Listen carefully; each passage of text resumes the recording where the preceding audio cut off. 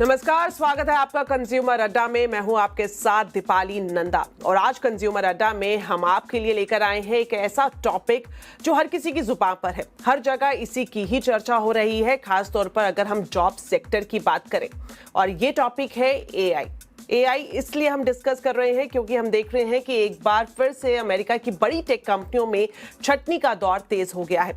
Meta और LinkedIn जैसी दिग्गज कंपनियों में ले ऑफ ने कर्मचारियों की चिंता बढ़ा दी है। अगर मेटा की बात करें तो जो डेटा सामने आ रहा है वो ये कि अब तक करीब 8,000 नौकरियों पर इसका असर पड़ा है। और वहीं लिंक्डइन की बात करें तो 600 से ज्यादा एम्प्लॉयज की छुट्टी हो चुकी है।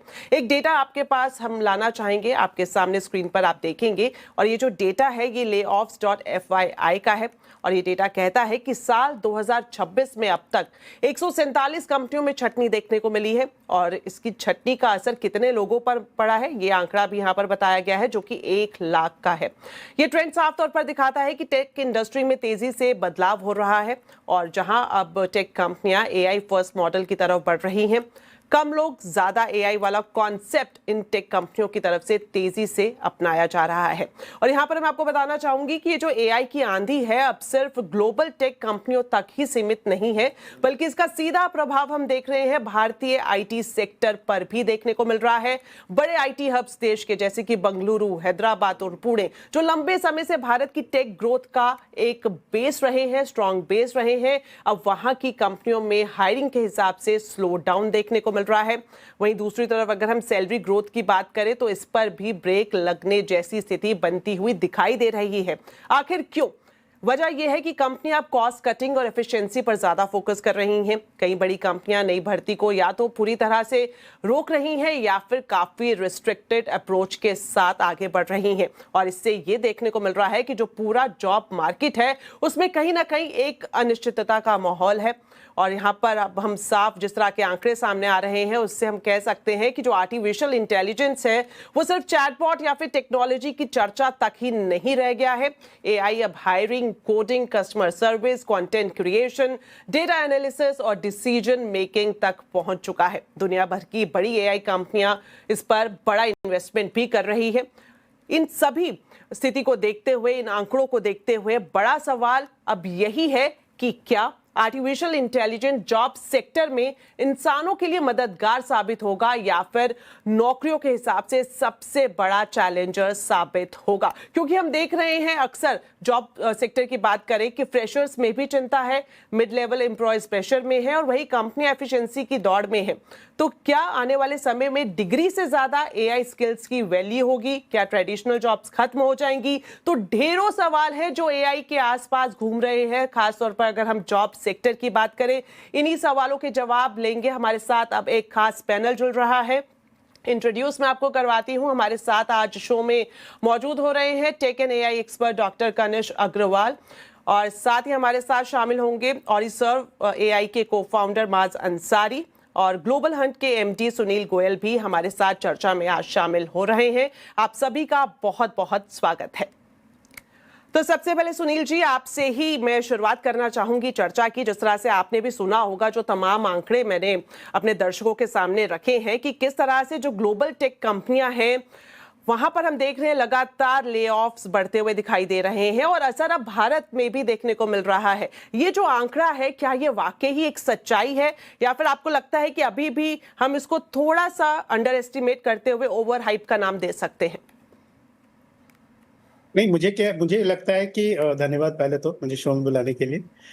मैं सबसे पहले आपको ये बात बता दूं कि ये जो भी आंकड़े हैं, ये आंकड़े शायद अभी अपने हाईएस्ट लेवल पे नहीं है। इसमें शायद बहुत ज्यादा और अलाइनमेंट होगा, क्योंकि अगर आप देखें तो पिछले 15 सालों से, स्पेशली 2010 से 2023-24 तक, कोविड के बाद भी कुछ एक मेथड्स आया था जहां पे कि हर जगह पे एक ह्यूमन बेस्ड, टिपिकली जो सर्विसेज की जो कंपनीज थी, आईटी सर्विसेज, कंसल्टिंग, आईटीएस के जो ऑर्गेनाइजेशन थे, उसमें एक प्रोसेसेस थे जहां पे कि हजारों लाखों में लोग हायर होते थे कंपनी में और उसको एक पहले बॉडी शॉपिंग बोलते थे, बाद में आईटी सर्विसेज में आया जहाँ के ह्यूमन बैठ के कंप्यूटर पे या सिस्टम पे काम करता था।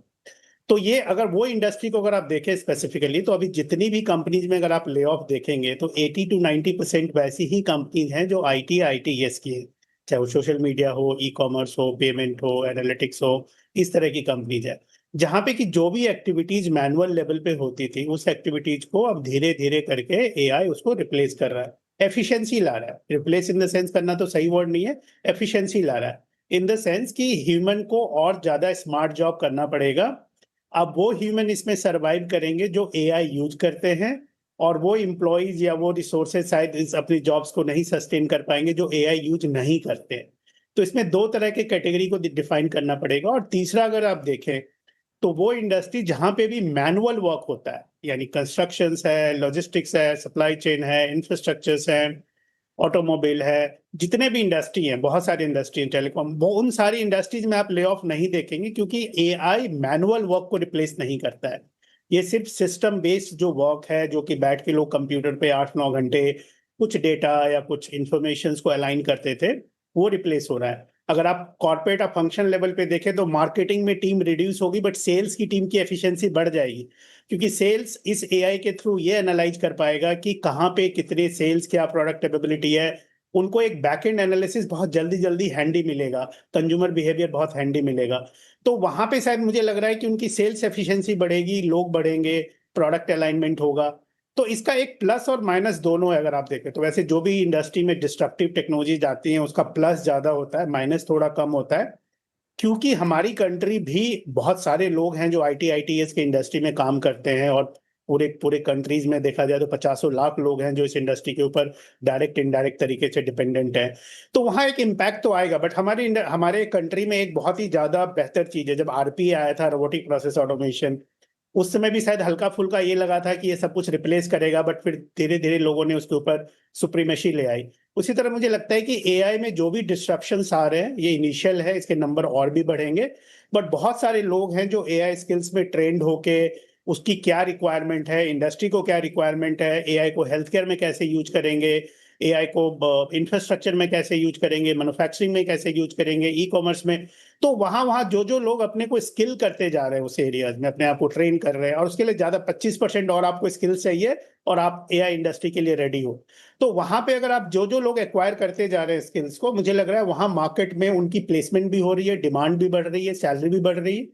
बट जो लोग इससे भागेंगे, इससे दूर भागेंगे, यानी इस टेक्नोलॉजी को अडॉप्ट नहीं करेंगे, इसको अपना दुश्मन सोचेंगे, उनको थोड़ी तकलीफ होगी। मुझे लग रहा है कि वहाँ पे थोड़ा आपको इसके इसके इसको लर्न करना पड़ेगा। इसको विन करने के लिए, इसको ओवर पावर करने के लिए आपको इसको लर्न करना पड़ेगा। तो आप जैसे एआई के डिफरेंट डिफरेंट एस्पेक्ट को लर्न करेंगे, आप इसको ओवर ओवर पावर कर पाएँगे, और आपकी जॉब पहले से बेहतर हो तो पाएगी आपसे हम और एफिशिएंट समझेंगे भी कि हो किस पाएगी। तरह तो की मुझे ये लग रहा है ज़रूरत कि है ये अगर चीज़ एक है। एम्प्लॉयर पर्सपेक्टिव से देखा जाए, क्योंकि आप पूरे जॉब सेक्टर को काफ़ी क्लोजली वॉच करते हैं। आपसे हम ज़रूर इस बारे में भी जानकारी मांगेंगे कि अगर कोई अपस्किल करना चाहता है तो उसके पास कौन से एआई टूल्स मौजूद हैं। मैं कनिष्क जी से एक क्वेश्चन पूछना चाहूँगी। सर, जिस तरह से गोयल जी बता रहे हैं कि जो एआई है वो इंसानों को रिप्लेस नहीं करेगा, ये सिर्फ एफिशिएंसी बढ़ाएगा, या फिर ये कहे कि जो रेपिटेटिव काम है उसको खत्म करेगा। क्या आप सहमत हैं कि अगर ये एफिशिएंसी बढ़ाएगा, और जिस तरह से गोयल जी कह रहे थे कि जो इस दौड़ में शामिल नहीं होगा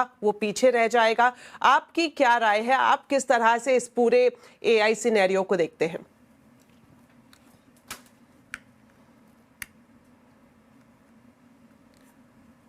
आप सुन पा रहे हैं? हाँ जी, मैं कनिष्क आपकी जी, बात सुन आप पा रहा हूँ। शायद म्यूट पर हैं। जी, बताएं। हाँ जी। तो अभी तो देखिए शुरुआत है अभी जॉब्स की, जो भी जारी है जॉब सेक्टर के अंदर। मैं एक्सपेक्ट कर रहा हूँ अभी करीब 3 लाख जॉब्स और जाएंगी टेक सेक्टर के अंदर, क्योंकि ये ऑर्गेनाइजेशन जितनी भी हैं टेक्निकल ऑर्गेनाइजेशंस, ये अपने को रीडिजाइन कर रही हैं। तो इसको मैं एक ऑटोमेशन एआई की तरफ नहीं देखता हूँ, इसको एक मैं लेवरेज इकोनॉमी की तरफ देखता हूँ। क्योंकि पहले ग्रोथ कंपनी के लिए मतलब था कि भाई ज़्यादा लोग होंगे, ज़्यादा ऑफिस होगा, ज़्यादा ऑपरेशनल लेयर्स होंगे। लेकिन अभी ग्रोथ का मतलब है कि टेक्नोलॉजी में हम कैसे बेहतर हो सकते हैं, स्मार्ट वर्क फ्लोज कैसे बना सकते हैं, और आर्टिफिशियल इंटेलिजेंस एक इनेबल प्रोडक्टिविटी कर सकते हैं। अब जैसे मेटा की बात हुई, तो मेटा काफी लोगों को ट्रांजिशन एआई सेक्टर में किया है, और उसी हिसाब से देख रहे हैं इसको। तो जो भी दर्शक हैं हमारे जो देख रहे हैं, उनके काफी बच्चे हैं, या कोई बच्चे ऐसे भी होंगे जो इंजीनियरिंग कर रहे हैं, उनके दिमाग में ये प्रश्न है कि भाई मेरी नौकरी इस समय सुरक्षित है या नहीं है। तो मेन इंपॉर्टेंट है कि सर्वाइवल स्किल्स क्या होनी चाहिए हमारे लिए। तो अगर हम बात करते हैं एआई से, तो हमें एआई से काम करवाना आना चाहिए। उसके आउटपुट को हम क्रिटिकली एनालाइज कर पाए कि भाई मैं जो आउटपुट जनरेट कर रहा हूँ एआई के द्वारा क्या वो सही है या गलत है। एक डेटा लिटरेसी है जो कि बहुत जरूरी है बच्चों को आना, कि भाई मेरी जो बेसिक डैशबोर्ड है डेटा का एनालिसिस करना या एसक्यूएल करना जिससे कि अंदर मैं समझ सकूं, और साइबर सिक्योरिटी फ्रेमवर्क को अंडरस्टैंडिंग मेरे को बहुत जरूरी है ताकि मैं समझ सकूं, क्योंकि सिक्योरिटी सरफेस है तो उसको आना अच्छी जरूरी है।